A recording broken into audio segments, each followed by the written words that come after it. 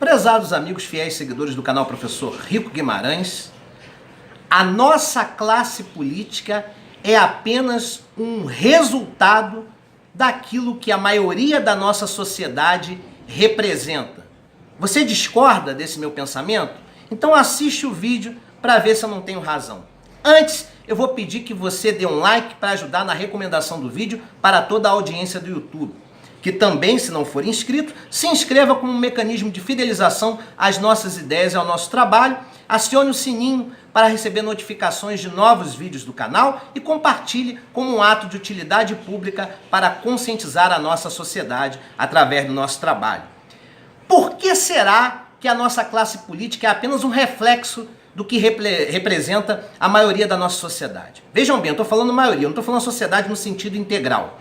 Mas vejam se as atitudes tomadas, principalmente no que concerne ao desvirtuamento de valores e à corrupção, não é, na verdade, uma consequência daquilo que a nossa sociedade faz no seu dia a dia. Vamos analisar. Quando você vai numa loteria, tá, e você vê o indivíduo pedir para pagar as suas contas na frente porque tem um conhecido e aí fura a fila indiretamente, vai lá, paga essas continhas para mim, você é o meu vizinho. Tem uma fila de mais de 20 pessoas. Você é o 10º dessa fila. O cara chega de uma hora para outra e entrega as contas para o vizinho dele pagar lá na frente. Você acha isso uma atitude honesta?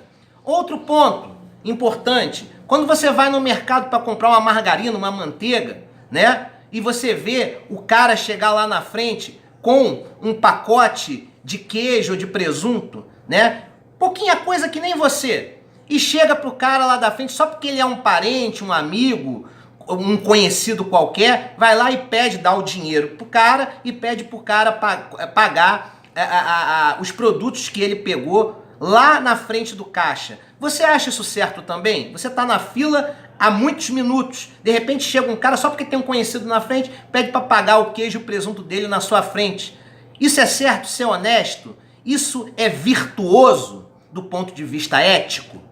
Outro ponto importante, quando você vai, né, num cartório, e aí o oficial de cartório recebe propina, tá, para poder colocar um documento na frente. Então eu vou lá, dou uma propina para o oficial de cartório e o oficial de cartório coloca o meu documento na frente dos outros. Isso é ético? Isso é correto? Pergunto, isso acontece diuturnamente. Isso não é uma coisa pontual, não. Isso acontece diuturnamente.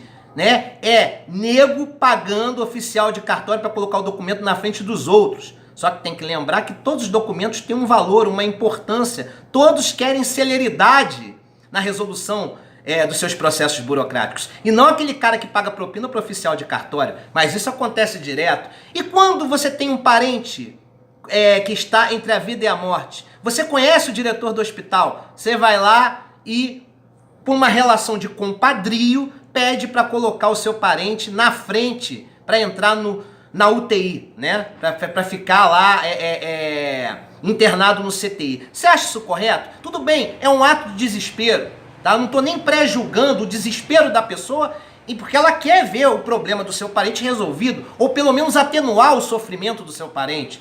Mas você conhece o diretor do hospital, você acha certo, em defesa do seu parente, que você coloca o seu parente na frente da fila do CTI, de gente que está ali também esperando na fila e que também tem uma situação tão grave do ponto de vista clínico quanto o teu parente? Mas isso rola direto, principalmente nas médias e pequenas cidades do país. É o cara que conhece o diretor do hospital e que coloca o parente ou na fila do transplante ou mesmo para entrar no CTI na frente de outro, sob a justificativa que o caso dele é mais grave que o do outro. E isso tudo pelas relações de compadrio, né, que existe entre um e outro. Outro ponto importante, o famoso QI, né? Não é o coeficiente de inteligência não, é o quem indica. Muitas vezes tem alguém mais competente que o outro, mas só porque o cara conhece, ele vai e coloca na frente. E isso não acontece só na esfera privada não, acontece infelizmente em indicações na esfera pública, com o nosso dinheiro de contribuinte. E outro ponto, né? Um ponto que eu até já fiz, reconheço meu erro, furtar o Wi-Fi alheio. Né? Muitas vezes no desespero, precisando da internet, eu fui lá e furtei o Wi-Fi de uma loja, de uma lanchonete. Reconheço que foi uma atitude errada de minha parte e que está incutida na cultura social do brasileiro, infelizmente, tá? Sem falar na adulteração de documentos, né? Seja, poxa, com a carteirinha do estudante, seja a adulteração de identidade, de CPF, de carteira de motorista e etc. Então nós somos uma sociedade, tá, que tem uma cultura naturalmente corrompida. Nós temos uma essência corrompida de valores, né? Valores que estão desvirtuados da ética, do bem comum, seguindo a concepção aristotélica do que é o bem comum, né? Nós, sim, a nossa sociedade brasileira, a sociedade mediterrânea em geral, as sociedades latinas, em especial as latino-americanas, e o Brasil não fica fora dessa, nós temos sim essas relações de compadrio, essas práticas corruptivas que descendem da nossa natureza patrimonialista de Estado. Isso é natural. Agora, nós temos que criar mecanismos para desconstruir essa natureza corrupta da nossa sociedade. Porque senão nós não vamos ter moral para falar da classe política, porque a classe política é apenas um reflexo do que a nossa sociedade, em sua maioria, representa. A nossa sociedade tem uma cultura desvirtuada de valores morais e éticos. A nossa sociedade, ela é corrompida no seu nascedouro, quando o país nasce. E os mecanismos de desvirtuamento de valores se aperfeiçoaram conforme os séculos. E hoje o Brasil é sim, na sua essência, no que concerne à sociedade, um país corrupto. Já em pequenas práticas, como é o que eu citei, de furar a fila para pagar conta, de colocar um documento na frente, pagando propina para o oficial de cartório, né, roubando o Wi-Fi e até mesmo colando em prova, né? E aí eu estou falando dos alunos, né, que colam na prova, que não estão enganando o professor, estão enganando a si mesmo na sua formação intelectual. Mas isso é ponto para um outro vídeo. Eu quero encerrar esse vídeo pedindo a você uma reflexão. Antes de cobrar da classe política, cobre da nossa sociedade para que ela mude as suas práticas. Porque é da natureza da nossa sociedade práticas corrompidas.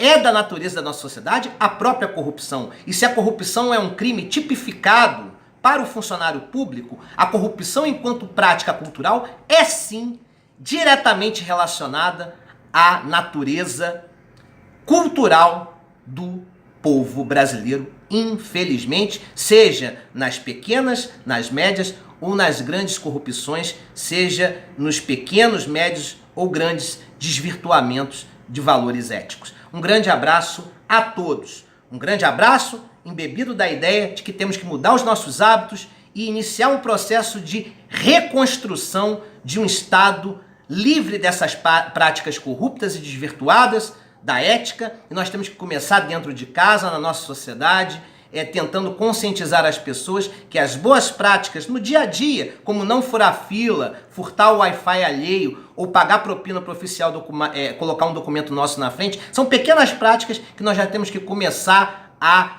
abolir para tentar mudar a realidade da nossa sociedade no que concerne a sua cultura corrupta para os próximos anos e décadas. Um abraço a todos.